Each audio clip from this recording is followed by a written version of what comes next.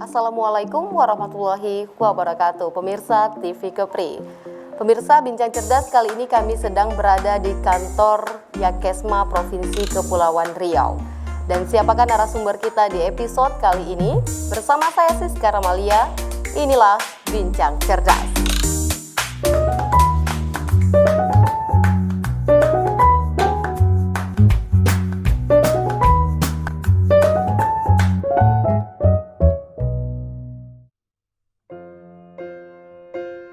Baik pemirsa, terima kasih Anda masih bersama kami. Yakesma merupakan salah satu lembaga yang mendedikasikan program untuk para guru, dai, dan sebutan lain yang berjasa terhadap masyarakat dalam pengajaran, pendidikan, serta keterampilan. Saya percaya mungkin di rumah pemirsa masih banyak yang belum mengetahui apa itu Yakesma serta tugas dan tupoksi keseharian dari Yakesma, terutama Yakesma Provinsi Kepulauan Riau. Untuk itu kami menghadirkan narasumber kami, Bapak Daan Syahrizky Hidayat, selaku Kepala Lasnas Yakesma Kantor Perwakilan Provinsi Kepulauan Riau. Langsung saja pemirsa, kita sapa bersama narasumber kita. Assalamualaikum Bapak. Waalaikumsalam warahmatullahi wabarakatuh. Apa kabar? Alhamdulillah. Sehat? Sehat. Masih tetap semangat meski di tengah pandemi ini? Ya, semangat harus terus semangat. Harus terus semangat. Baik Pak, pemirsa di rumah mungkin masih banyak yang belum mengetahui apa sih Yakesma itu? Iya. Assalamualaikum warahmatullahi wabarakatuh. Salam sejahtera bagi kita semua. Terima kasih TV Kepri atas kesempatan yang diberikan Sama-sama. di dalam acara ini. Yakesma adalah Yayasan Kesejahteraan Madani berupa lembaga amil zakat nasional yang pusatnya ada di Jakarta, lalu kami sebagai kantor perwakilan Provinsi Kepulauan Riau, seperti itu. Berarti Yakesma adalah Yayasan Kesejahteraan Madani. Iya. Dan Bapak sendiri sebagai apa nih di Yakesma? Tadi sudah saya sampaikan selaku Kepala Lasnas Yakesma. Iya, saya Oke. kepala cabang berarti. Kepala cabang. Cabangnya. Tugas keseharian pokok kepala cabangnya apa Pak? Memastikan penghimpunan, penyaluran, terus juga pemberdayaan serta pendayagunaan zakat, infak, sedekah, dan wakaf itu dapat terlaksana dengan baik, khususnya di Provinsi Kepulauan Riau yang kita tahu bersama menjadi tantangan tersendiri karena ada 7 kota kabupaten yang terpisah oleh lautan, mungkin berbeda dengan beberapa provinsi yang lain, dan itu merupakan tantangan kita terbesar. Nah, kita ada di ibu kota provinsi, di kota Tanjung Pinang, namun kita juga berusaha bagaimana menunaikan amanah dari para donatur yang memang domisili di Kepulauan Riau untuk yang kami himpun dananya zakat, infak, sedekah, dan wakaf, kemudian kami salurkan juga utamanya di Kepulauan Riau, seperti itu. Yakesma ini merupakan lembaga amil zakat nasional ya Pak ya. Iya. Kalau untuk di Provinsi Kepulauan Riau sendiri, kapan tepatnya berdiri Yakesma Provinsi Kepri ini? Tepatnya berdiri tanggal 3 Januari 2018.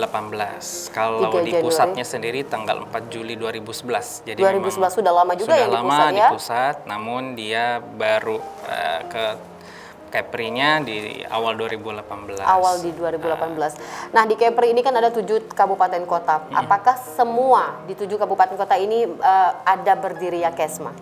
Yakesma karena dia kantor perwakilan provinsi, jadi hanya namanya lembaga amil zakat nasional perwakilan itu hanya boleh 1 di tingkat provinsi. Oh, jadi kalau di kota kabupaten yang lain itu bukan kantor cabang lagi, tapi kita bermitra dengan yayasan, dengan masjid, dengan relawan untuk mereka menjadi perpanjangan tangan dari penyaluran kita di kota kabupaten tersebut. Berarti wajib di satu provinsi itu satu gitu, tidak ada. Apakah kedepannya akan ada di kabupaten kota lain mungkin berdiri perwakilan? Di kabupaten kota lain, alhamdulillah sebenarnya setiap kota kabupaten sudah ada, tapi dia bukan kantor perwakilan, tapi hanya sebagai mitra pengelola zakat. Mitra pengelola Di zakat. Batam, di Bintan, memang kita targetnya setiap kota kabupaten sudah ada. Kalau di Tanjung Pinang sendiri karena kita memang kantor cabangnya di Tanjung Pinang sudah menjadi otomatis kita Tanjung Pinang sudah termasuk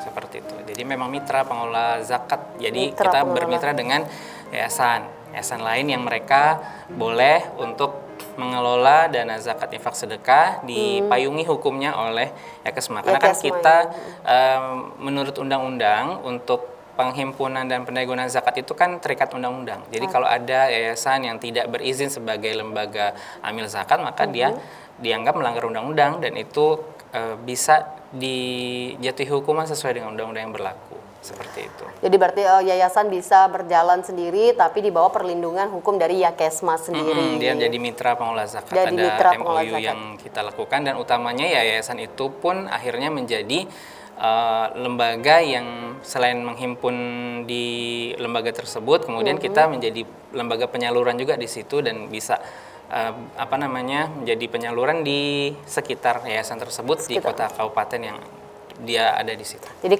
ibaratnya perwakilan dari Yakesma itu yayasan sendiri yang ada di tingkat kabupaten kota itu sendiri. Oke, iya, baik seperti Pak. Kalau untuk Yakesma ini selain seputaran zakat, apa lagi nih yang menjadi tupoksi dari Yakesma? Ya, kita juga menghimpun dan mengelola infak sedekah. Kemudian yang kita lagi gesa adalah wakaf. Nah, alhamdulillah sekarang dibantu oleh pemerintah karena memang sekarang sedang digalakkan wakaf ya kan oleh presiden.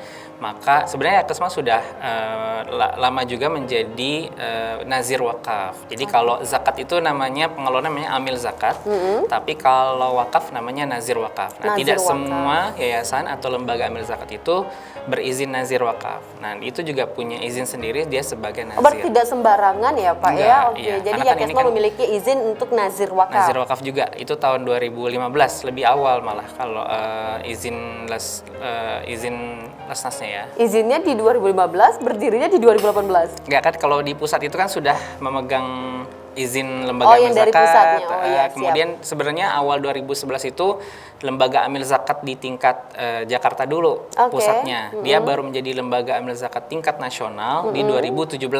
Makanya kemudian karena lembaga amil zakat nasional punya kewajiban untuk seluruh Indonesia, baru tahun 2018 itu memang ekspansi besar-besaran ke beberapa provinsi.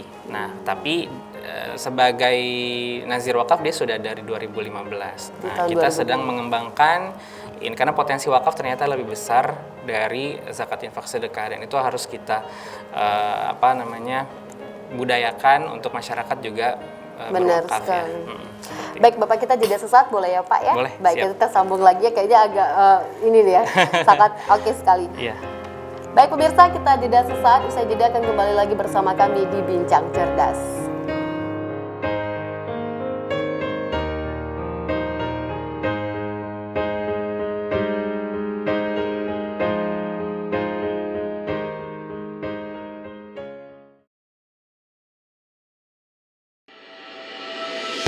Memberikan informasi secara akurat dan mudah dipahami. Mengabarkan secara langsung dari sumbernya. Dirangkum secara mendidik seputar Kepulauan Riau. Kita saksikan kabar Kepri selengkapnya. Menyampaikan kabar seputar Kepri.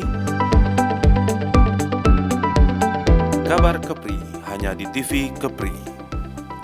Rangkuman berita terhangat dalam sepekan. Kepri Sepekan kembali hadir temani akhir pekan Anda. Memberikan informasi yang aktual dan terpercaya. Kepri Sepekan hanya di TV Kepri. Menampilkan budaya Kepulauan Riau dari kesenian maupun adat istiadat.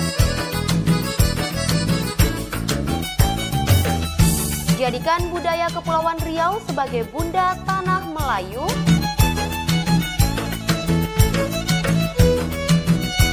Menggali khazanah Melayu di Kepulauan Riau. Melestarikan ragam kebudayaan Melayu. Kultur hanya di TV Kepri. Info-info terkini di berbagai belahan dunia dikemas untuk kamu-kamu yang ingin tahu. MTM hadir di setiap hari hanya di TV Kepri.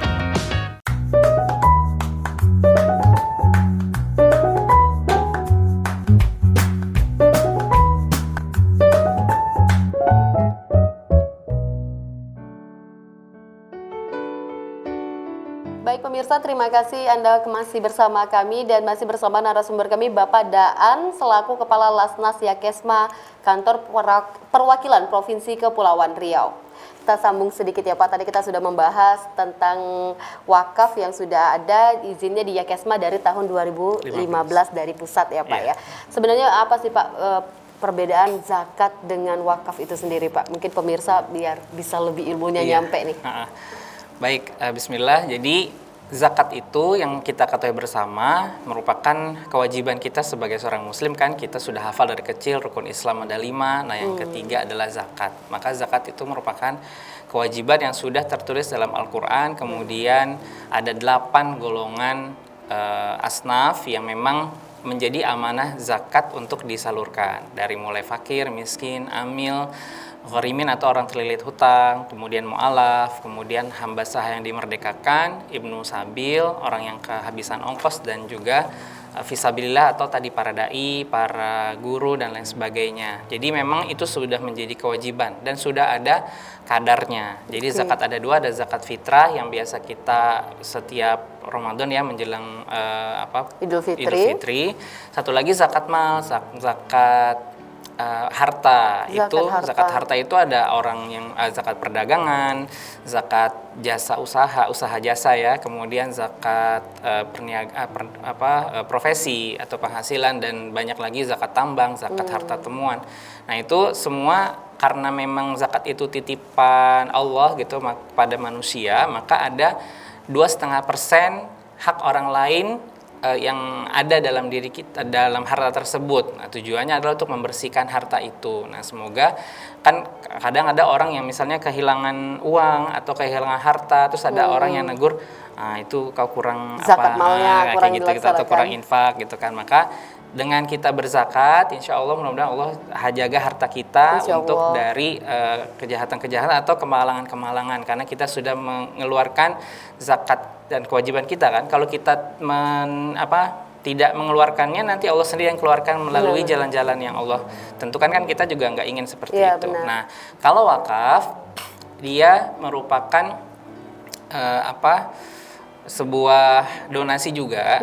Jadi tapi dia itu kalau kita dulu taunya wakaf itu misalnya kalau tanah wakaf yang teringat kita apa? Kuburan ya. Kuburan atau masjid, pesantren, sekolah. Sekali, nah, itu memang kalau orang-orang tua kita dulu kita mewakafkan tanah, mewakafkan masjid, bangunan dan seterusnya. Nah, untuk saat ini kalau orang langsung berwakaf besar kan berat ya, punya tanah, punya apa. Nah, sekarang ada wakaf tunai. Jadi wakaf tunai itu kita patungan sama-sama, misalnya kita ada sebidang tanah mau kita bebaskan untuk jadi apa? Untuk jadi masjid, untuk jadi pesantren. Nah, itu kita menggalakkan untuk semua kaum muslimin mau berwakaf. Nah, wakaf ini sifatnya memang tidak wajib. Tapi memang dia menjadi potensi yang sangat besar karena ketika sudah diwakafkan, maka itu kan akan pahalanya itu akan mengalir sampai kalau kita meninggal gitu ya. Itu kan ketika masih digunakan, dipakai, maka sampai dia pahalanya juga mengalir dan itu juga bisa ketika kita berwakaf atas nama orang tua kita yang sudah meninggal, insya Allah pahalanya sampai. Nah, kalau zakat itu kan buat kita sendiri. Nah, dan juga kalau disalurkan itu untuk konsumtif sifatnya. Artinya memang ada fakir miskin dikasih gitu. Tapi kalau wakaf, uang yang diberikan oleh donatur itu tidak langsung diberikan ke fakir miskin atau ke yatim, tapi dibuat aset dulu. Nah, misalnya dibikin rumah tahfiz, dibuat sekolah, kemudian sekolahnya itu nanti gratis karena untuk yatim. Jadi gitu. Jadi dana-dana pengelolaannya nanti dari zakat, dari infak sedekah. Tapi si wakaf itu uangnya itu tidak untuk dikasih ke orang, tapi dia harus jadi aset. Agar pahalanya ngalir terus ya Pak? Nah itulah keunggulan dari wakaf karena dia pahalanya mengalir. Kalau zakat kan memang ya pahala mengalir, tapi kalau udah dibuat dia makan udah selesai pahalanya sampai situ aja. Tapi kalau wakaf kan terus berterusan mengalir. Apalagi ada sekarang namanya wakaf produktif yang digalakan oleh pemerintah tuh sebenarnya wakaf uang itu wakaf produktif. Jadi wakaf uangnya itu nanti dijadikan aset. asetnya itu diproduktifkan, artinya asetnya itu kayak seperti kalau kita ke Arab Saudi, ke daerah-daerah Arab sana itu kayak hotel-hotel, supermarket itu banyak loh dari dana wakaf. Jadi kan kita taunya Dari wakaf itu dana masjid, wakaf. Iya, pesantren, benar. ternyata hotel itu bisa dibangun dari dana wakaf. Terus kan hotel itu berdiri pakai dana wakaf modalnya, kemudian kan itu berjalan usahanya, ya kan? Usahanya nanti hasilnya tidak untuk si pewakaf, karena kan pewakaf udah mati hartanya. Nah, nanti itu keuntungannya itu untuk diberikan kepada fakir miskin, jadi dia diputar Berjalan dulu, terus ya, Pak, diputar ya. dulu jadi aset. Nah, itulah yang maksud dari wakaf produktif itu, dan itu mungkin wakaf masih produktif. banyak sekali di masyarakat kita yang belum memahami, karena taunya wakaf itu hanya aset yang udah jadi masjid, jadi pesantren sudah, tapi tidak diproduktifkan. Nah, itu makanya wakaf uang ini yang sekarang sedang digalakkan itu adalah bagaimana kita bisa memproduktifkan wakaf tersebut. Ya, makanya dia bentuknya seperti investasi. Tapi kalau investasi kan orang naruh uang, invest, kemudian dia berharap keuntungannya balik ke dia sama modalnya balik. Tapi kalau wakaf, dia investasi, dia berharap pahalanya untuk dia di akhirat. Terus keuntungannya juga bukan untuk dia, tapi untuk dibagikan. Jadi dua kali pahala pertama jadi asetnya diproduktifkan, ada dikelola di situ. Keuntungannya dibagi-bagi ke orang lagi. Jadi kan lebih luas lagi manfaatnya. Jadi itu wakaf produktif. Wakaf produktif. Itu Baik, luar Pak. biasa. Jadi dari Yakesma ini kan mengurusi wakaf, kemudian zakat. Apakah tupoksi Yakesma hanya mengurusi kemanusiaan aja, Pak? Tupoksi Yakesma ini kan sebenarnya dia lembaga amil zakat ya. Jadi memang fokusnya kepada kemanusiaan yang utamanya itu ada 5 sebenarnya program kita. Ada program pendidikan, program dakwah, program sosial kemanusiaan itu sendiri seperti bencana alam, seperti kemarin banjir kita turun di Tanjung Pinang, Bintan, kemudian program kesehatan dan program pemberdayaan ekonomi. Pemberdayaan ekonomi, bahkan ada di program kesehatan juga ya? Iya, kesehatan. Seperti tahun lalu kita pandemi COVID itu kan kita banyak menyalurkan higien kit, kemudian multivitamin dan seterusnya kepada tenaga kesehatan, kemudian ke masyarakat kita juga berikan sembako plus bahan-bahan yang mereka butuhkan untuk mereka tetap sehat gitu. Jadi seperti itu. Jadi tidak hanya di kemanusiaan tapi juga maksudnya bencana alam dan kesehatan salah satunya. Ada 5 tadi ya, Pak ya? 5, tapi memang core kompeten kita itu fokusnya di pendidikan dan dakwah. Pendidikan dan Makanya dakwah. nanti ketika laporan kita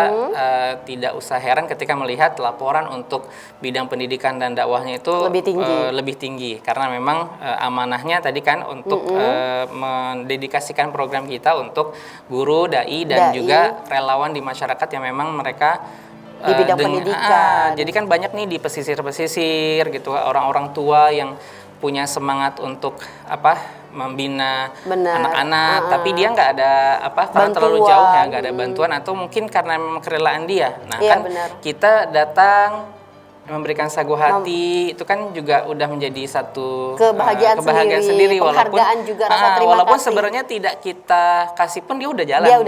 Itu yang sebenarnya kita cari di masyarakat, guru-guru yang memang punya dedikasi, bukan guru-guru sekolah aja tapi tadi guru-guru kehidupan lah bahasa gitu.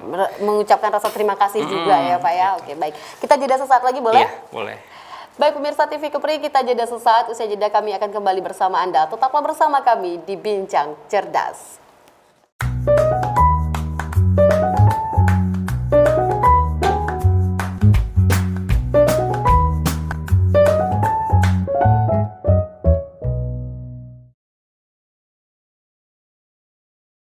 Memberikan informasi langsung dari narasumber terpercaya. Berbicara secara fakta dan akurat, para narasumber yang ahli di bidangnya, mengupas tuntas permasalahan yang terjadi, memberikan solusi dan informasi di setiap pertemuan. Berbagai tema menarik seputar Kepulauan Riau dikemas secara hangat dalam Bincang Cerdas hanya di TV Kepri. Hai adik-adik, di sini tempatnya. Kalian bisa bernyanyi dan menari.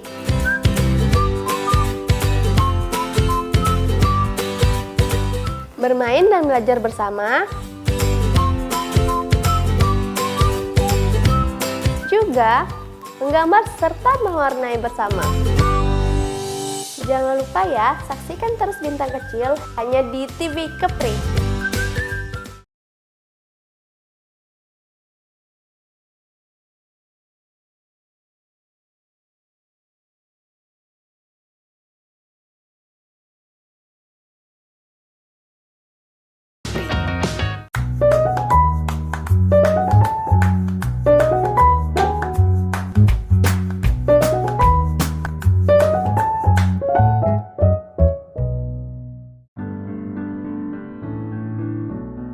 Baik pemirsa, terima kasih Anda masih bersama kami dan bersama narasumber kami dari Yakesma Perwakilan Provinsi Kepulauan Riau. Tadi menarik ya Pak pembahasan kita terkait tentang zakat dan wakaf ya. Salah satunya pengertian dari wakaf produktif juga. Nah kalau saya lihat tadi saya memasuki kantor Yakesma Provinsi Kepri ini banyak sekali rata-rata saya lihat anak muda nih Pak.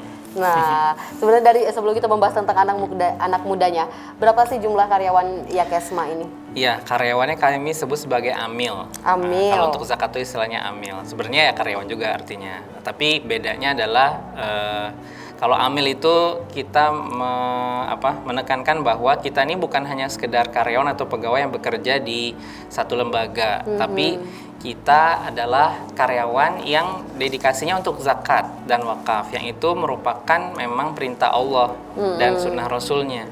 Jadi kita ini sebagai pegawainya Allah, kalau saya menekankan seperti itu. Jadi makanya memang kalau karyawan itu kesannya kayak cuman dari pagi sampai sore. Tapi banyak misalnya bantuan yang mereka membutuhkan harus malam. Apalagi kemarin kalau banjir itu sampai berapa hari kita dari pagi sampai malam.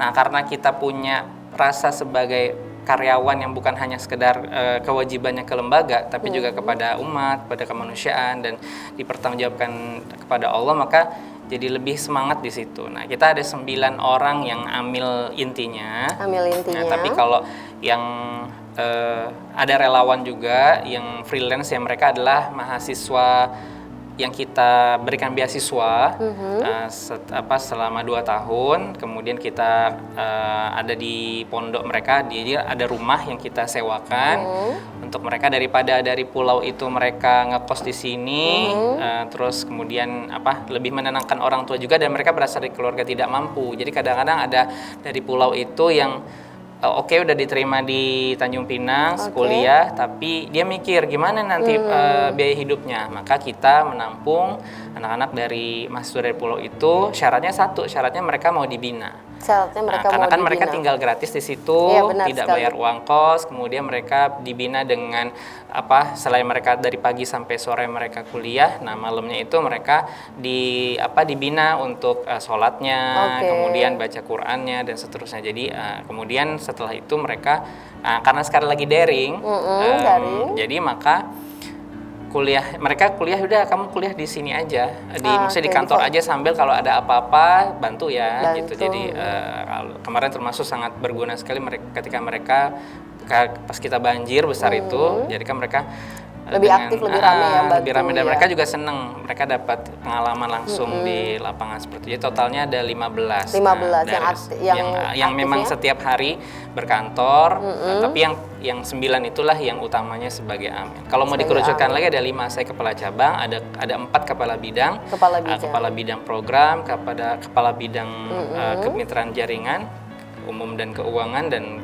kepala bidang pemberdayaan wakaf. Itu yang jadi tim saya ada beda-beda lagi masing-masing, di bawahnya baru ada lagi. Oke, baik Pak. Berarti salah satu beasiswa tadi merupakan salah satu program pendidikan dari Yakesma ya? Iya, pendidikan. Karena memang Tanjung Pinang menjadi pusat pendidikan bagi anak-anak pulau ya, karena di sini ada beberapa kampus negeri, dan kayaknya hanya kampus negeri Tanjung Pinang paling banyak ya. Kalau di Batam mungkin cuma 1. Untuk di Kepri ya? Untuk di Kepri ya. Di Kepri, benar sekali.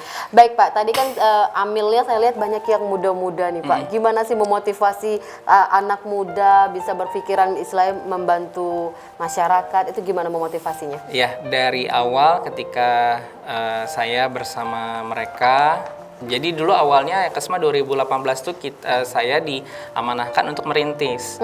Jadi saya masih bekerja di lembaga lain dan tidak berhubungan dengan lembaga zakat. Jadi saya masih volunteer. Nah, 2019 makin serius, dan dari pusat menawarkan saya untuk mau lebih serius nggak nih, ini kayaknya harus memang dikembangkan karena potensinya memang sangat besar di Kepulauan Riau untuk pendayagunaan zakat ini. Nah, maka dari awal itu memang sudah berjumpa dengan mereka yang waktu itu masih skripsi. Ya kan, kalau skripsi kan banyak waktu luang gitu kan, jadi ayo kita turun sama-sama, jadi mereka sebagai relawan. Nah, setelah mereka lulus wisuda, saya tawarin, mau nggak kalian kan baru lulus, belum punya pengalaman. Pas banget ya jadinya jadi ya. sama-sama kita belajar. Karena ini lembaga sosial juga mungkin kalau honor atau gaji ya tidak terlalu besar, tapi mereka dapat pengalaman yang banyak. Kemudian yang kedua ya mereka juga bisa mengembangkan diri dan potensi nanti ke depannya seperti apa ya. Kalau memang mereka mau terus membina diri menjadi profesi yang utama ya alhamdulillah gitu. Intinya menjadi pegawainya Allah. Iya, tadi pegawainya Allah. Jadi makanya punya semangat itu. Karena memang dalam hadis sebutkan ya amil yang benar, yang baik itu setara pahala dengan jihad fisabilillah gitu. Jadi luar emang biasa. Seperti itu. Itu salah satu motivasinya. Apalagi kan sekarang pemuda ini banyak gelombang hijrah ya, orang lagi seneng ini dan ya udah kita arahkan untuk yang lebih baik lah. Iya benar. Baik Pak, dan sekarang kita tahu ini untuk zakat, pengelola zakat itu kan tidak hanya Yakesma sendiri, mungkin juga pemirsa banyak apa sih bedanya Lasnas dengan Basnas ya? Apa bedanya Pak?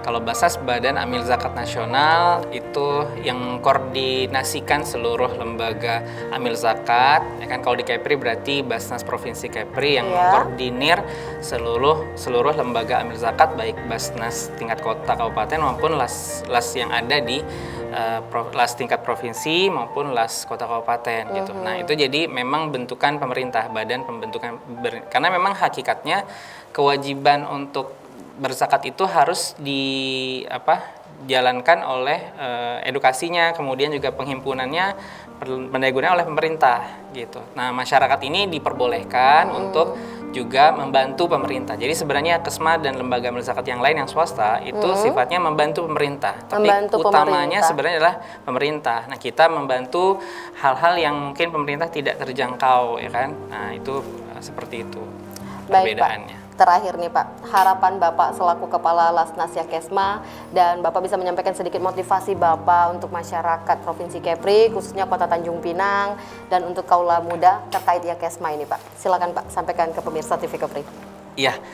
Assalamualaikum warahmatullahi wabarakatuh, Bapak Ibu dan sahabat Insan Madani yang dirahmati oleh Allah SWT, khususnya di Kota Tanjung Pinang dan umumnya di seluruh Provinsi Kepulauan Riau dimanapun Bapak Ibu berada. Alhamdulillah Yakesma 3 tahun ini dan masuk tahun keempat dipercaya oleh masyarakat untuk menghimpun, mengelola dan mendayagunakan zakat infak sedekah wakafnya, dan kita sudah diamanahkan untuk tahun lalu itu 2,9 miliar. Wow. Nah, tahun ini kita ditargetkan 5 miliar.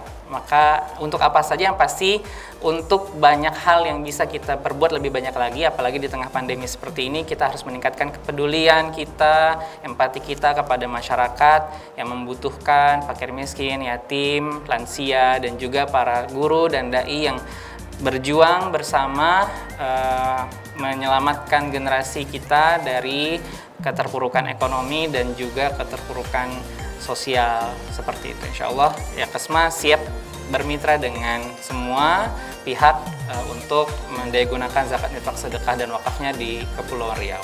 Baik, terima kasih atas waktunya Pak. Semoga Yakesma terus maju sehingga bisa membantu masyarakat luas. Amin. Amin. Terima kasih ya atas waktunya. Assalamualaikum warahmatullahi wabarakatuh. Waalaikumsalam warahmatullahi wabarakatuh.